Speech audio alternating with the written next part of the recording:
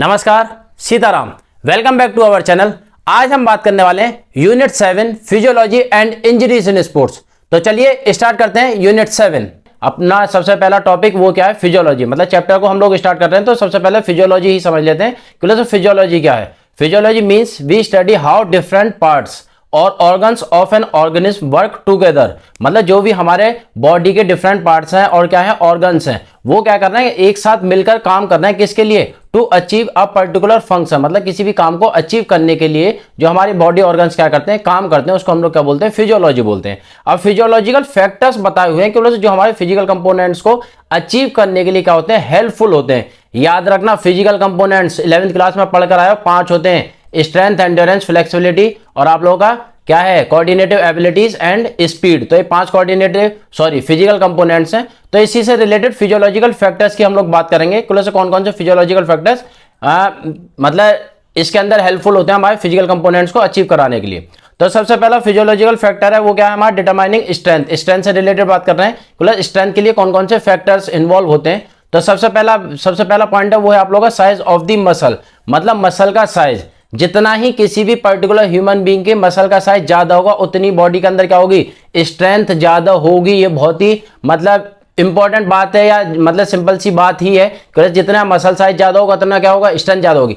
But physically चीजें different होती हैं, बट हम आप बात क्या कर रहे हैं, फिजियोलॉजिकल बात कर रहे हैं, ठीक है ना। साथ के साथ जेंडर भी बहुत इंपॉर्टेंट इसका फैक्टर है। मतलब जेंडर क्या, मेल्स के अंदर स्ट्रेंथ ज्यादा होती है और फीमेल्स के अंदर स्ट्रेंथ क्या होगी, कम होगी। Next is muscle composition. Muscle composition के अंदर 2 वर्ड यूज होते हैं, एक है आप लोगों का FTF और एक आप लोगों का STF, ठीक है ना। ये 2 वर्ड आप लोगों के जितने भी हम लोग फैक्टर्स पढ़ेंगे उसके अंदर मोस्टली मसल कंपोजिशन दिया हुआ है।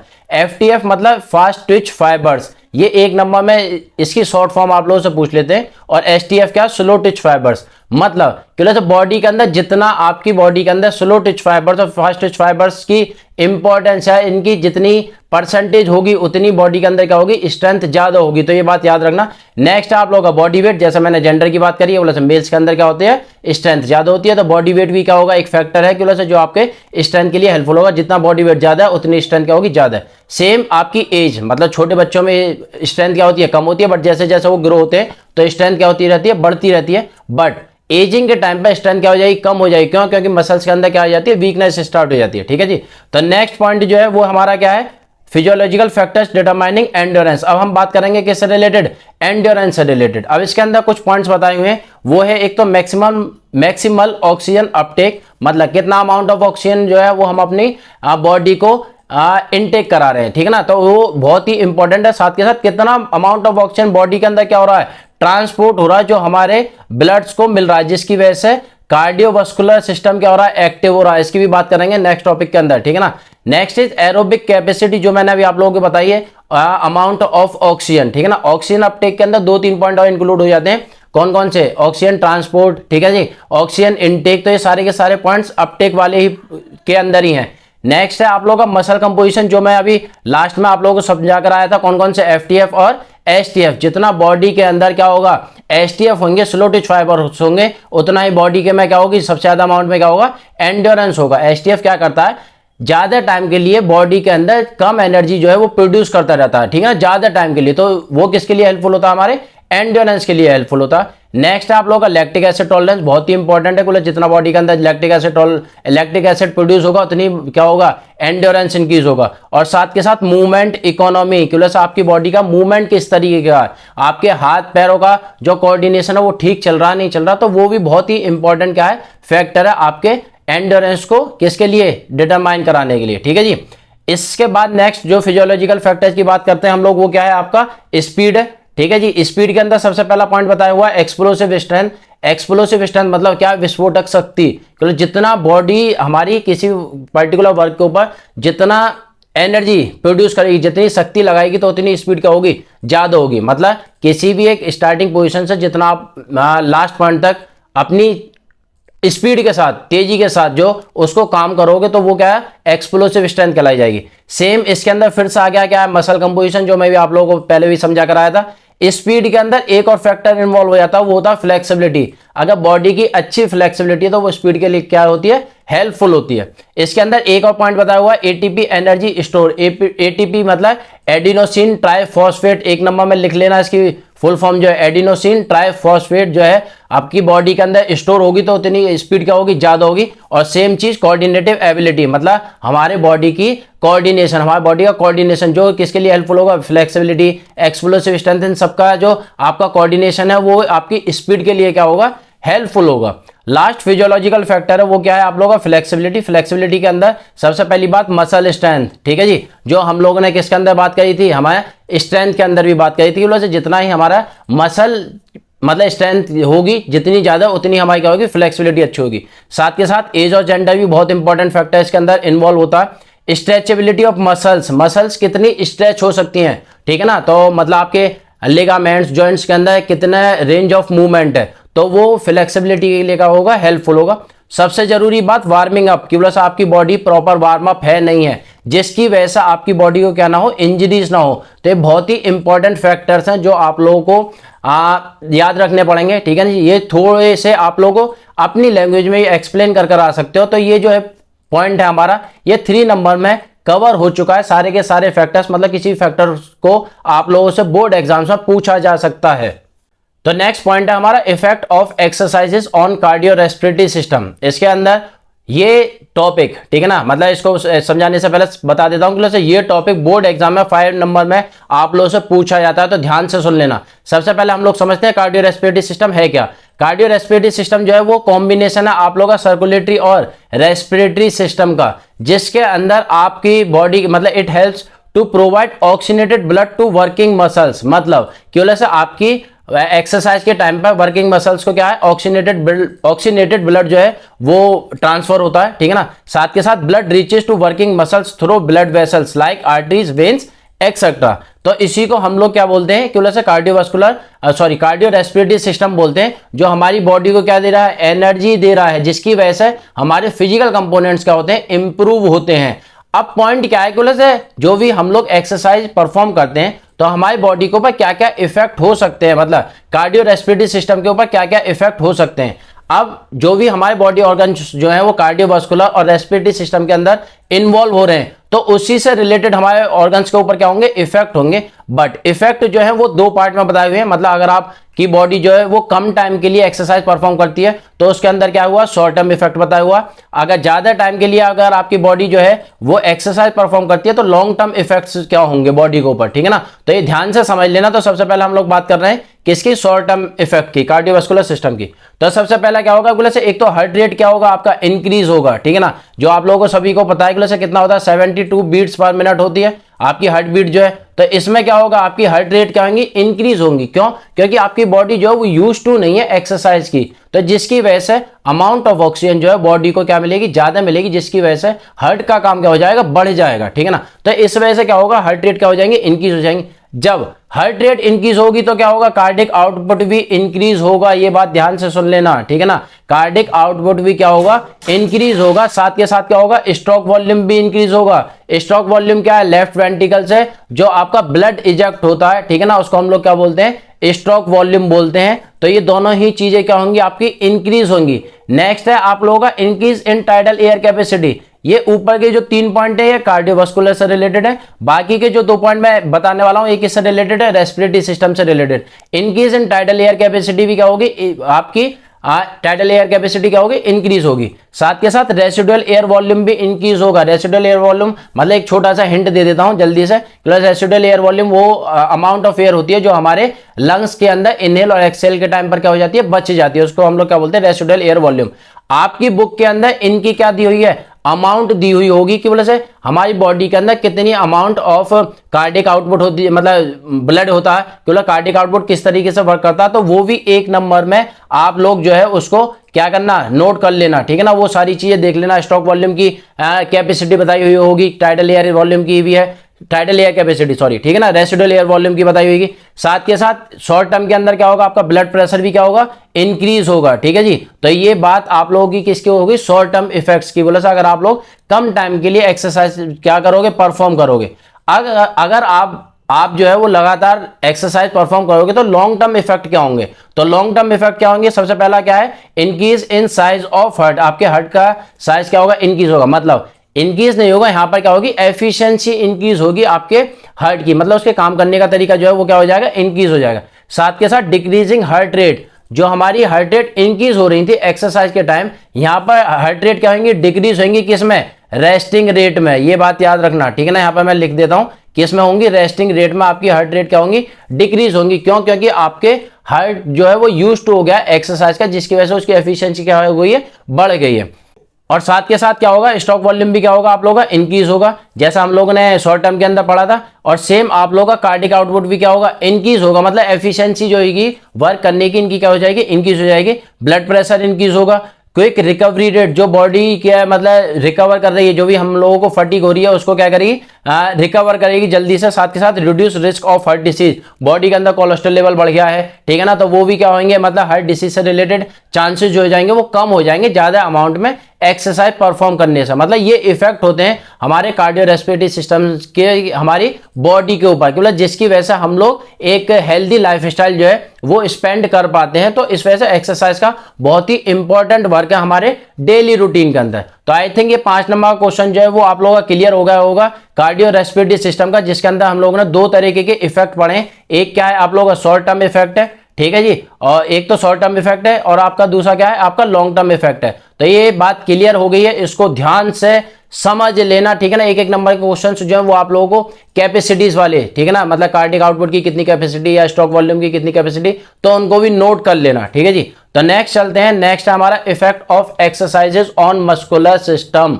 अगर आप लोग एक्सरसाइज परफॉर्म कर रहे हो तो जैसे कार्डियोरेस्पिरेटरी सिस्टम की वजह से हमारे ऑर्गन्स के ऊपर क्या हो रहे हैं? इफेक्ट हो रहे हैं, तो सेम हमारे मस्कुलर सिस्टम्स पे भी क्या होंगे? इफेक्ट होंगे। तो क्या क्या इफेक्ट्स हो सकते हैं? तो वो क्या है? सबसे पहला इफेक्ट है कि change in shape and size of muscles, हमारे मसल्स का शेप और साइज क्या होगा? चेंज होगा। साथ के साथ एक्स्ट्रा फैट क्या होगा? कंट्रोल होगा, ठीक है ना। मतलब कि ओबेसिटी लेवल अगर बढ़ रहा है तो अगर हम एक्सरसाइज परफॉर्म कर रहे हैं तो फैट भी क्या हो रहा है? कंट्रोल हो रहा है। साथ के साथ क्या है? Muscle remain in tone position, muscles जो है वो एक अच्छी शेप में आएंगे, ठीक है ना। तो इसको हम लोग इसको इस तरीके से समझ रहे हैं।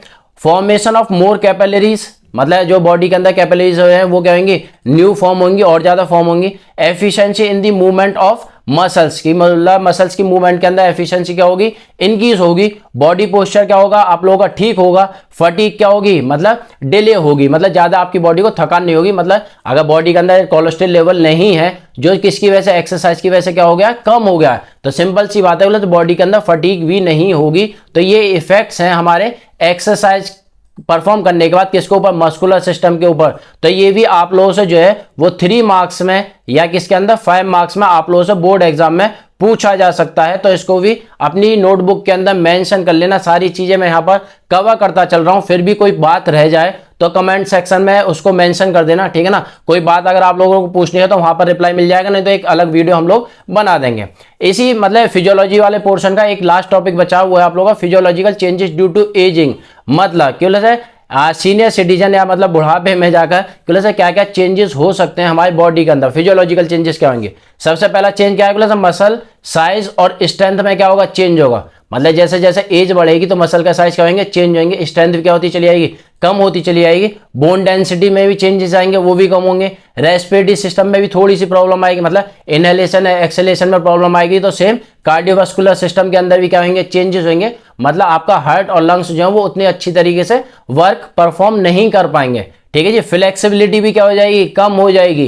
क्यों? क्योंकि लिगामेंट्स और आपके जॉइंट्स के अंदर क्या होगी? रेंज ऑफ मूवमेंट क्या हो जाएगी? कम हो जाएगी। साथ के साथ जो आपके बॉडी के 5 सेंसेस हैं वो भी अच्छी तरीके से रिस्पॉन्ड नहीं कर पाएंगे, और आपका मेटाबॉलिज्म और बॉडी कंपोजिशन के अंदर भी क्या आएंगे? आपके चेंजेस आएंगे। तो ये बताए हुए हैं फिजियोलॉजिकल चेंजेस आपके एजिंग के टाइम पर, मतलब आफ्टर 45-50 ईयर्स, जब भी आप लोग हो या आपके घरों पर घर में ग्रैंडफादर ग्रैंडमदर है जो भी है, तो उनके बॉडी के अंदर ये चेंजेस देखने को मिलते हैं। क्योंकि इनका muscle size, bone density, respiratory system के अंदर चेंजेस मिलेंगे। तो आई थिंक ये वाला पोर्शन जो है वो सारा का सारा आप लोगों का कवर हो गया। 3 मार्क्स 5 मार्क्स में आप लोगों से इससे रिलेटेड क्वेश्चन पूछे ही जाएंगे। तो ये टॉपिक जो है वो आप लोगों के लिए बहुत ही इंपॉर्टेंट है, तो कवर कर लेना सारा का सारा। तो इस चैप्टर का नेक्स्ट टॉपिक है हमारा स्पोर्ट्स इंजरीज, ठीक है ना। स्पोर्ट्स मेडिसिन की मतलब सॉरी फिजियोलॉजी की हम लोगों ने बात कर ली है, तो अब बात हम किसके करेंगे, इंजरीज की बात करेंगे।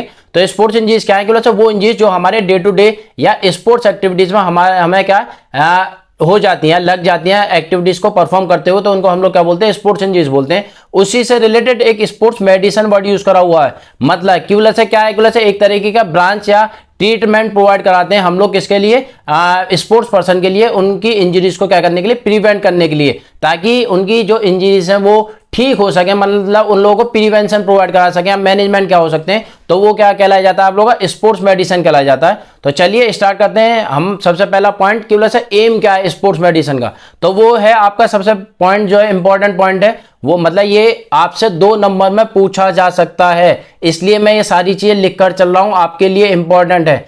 स्पोर्ट्स मेडिसिन का एम है provide information to athletes about sports injuries, मतलब एथलीट्स को क्या करना, एक इंफॉर्मेशन प्रोवाइड कराना कि वजह से मतलब कोई भी इंजरी हो गई है तो वो किस तरीके की इंजरी है, तो उन लोगों को समझ आए। साथ के साथ provide knowledge about the cause of injury, मतलब इंजरी का कारण क्या रहा है, तो ये भी क्या है स्पोर्ट्स मेडिसिन का एम है। साथ के साथ ट्रीटमेंट प्रोवाइड कराना कि वजह से रिहेबिलिटेशन प्रोवाइड कराना, किसके लिए, स्पोर्ट्स पर्सन के लिए जिनको भी इंजरीज हो गई हैं। तो ये क्या बताए हुए हैं, इसके एम बताए हुए हैं।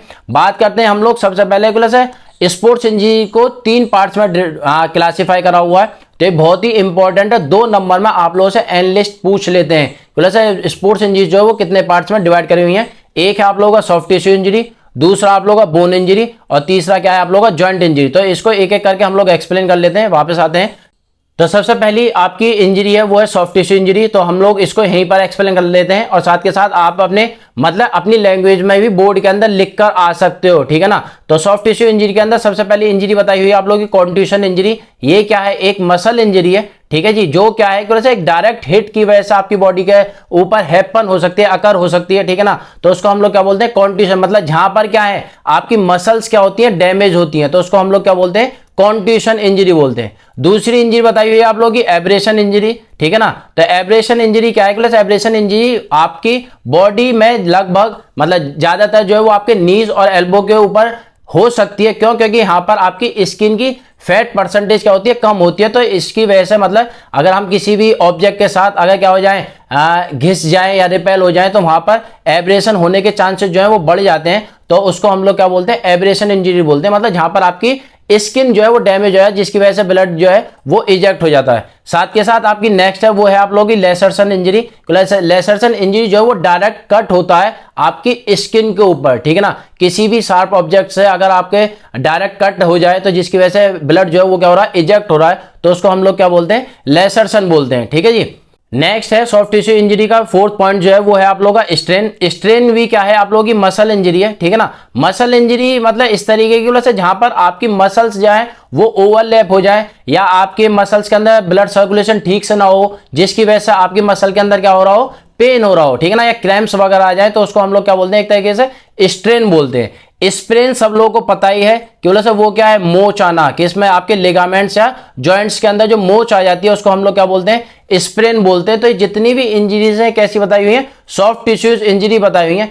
साथ के साथ बोर्ड एग्जाम में 3 नंबर या 5 नंबर में आप लोगों से इंजरी से रिलेटेड पॉइंट्स पूछे जाएंगे। साथ के साथ उनके कॉजेस क्या है, प्रिवेंशन क्या है, मैनेजमेंट क्या है, तो वो चीजें मैंने सारी की सारी एक साथ लिख दी है। तो आप सारी इंजरीज के अंदर उन सारी चीजों को क्या कर आ सकते हो, मैनेज कर मतलब लिख कर आ सकते हो, आपके लिए आसान हो जाएंगी, ठीक है ना। तो ये बात होगी हमारी कंप्लीट यहाँ पर सॉफ्ट टिश्यू इंजरी की। तो नेक्स्ट चलते हैं, नेक्स्ट हमारा बोन इंजरी। तो बोन इंजरी के अंदर आपके 6 मतलब फ्रैक्चर बताए हुए हैं, 6 तरीके के। तो सबसे पहला फ्रैक्चर जो है वो आप लोगों का क्या है, सिंपल फ्रैक्चर, प्लस आपकी बोन जो है वो कोई भी मतलब एक सिंगल बोन जो है वो एक पार्ट में क्या हो जाना, ब्रेक डाउन हो जाना, तो उसको हम लोग क्या बोलते हैं, सिंपल फ्रैक्चर बोलते हैं। दूसरा है आप लोग का कंपाउंड फ्रैक्चर। कंपाउंड फ्रैक्चर के अंदर क्या है, आपकी बोन एक पार्ट में मतलब एक जगह से टूट जाना, साथ के साथ क्या है, आपके मसल मतलब मसल्स जो है वो भी क्या हो जाती है, ब्रेक डाउन हो जाती है, तो उसको हम लोग क्या बोलते हैं, कंपाउंड फ्रैक्चर बोलते हैं।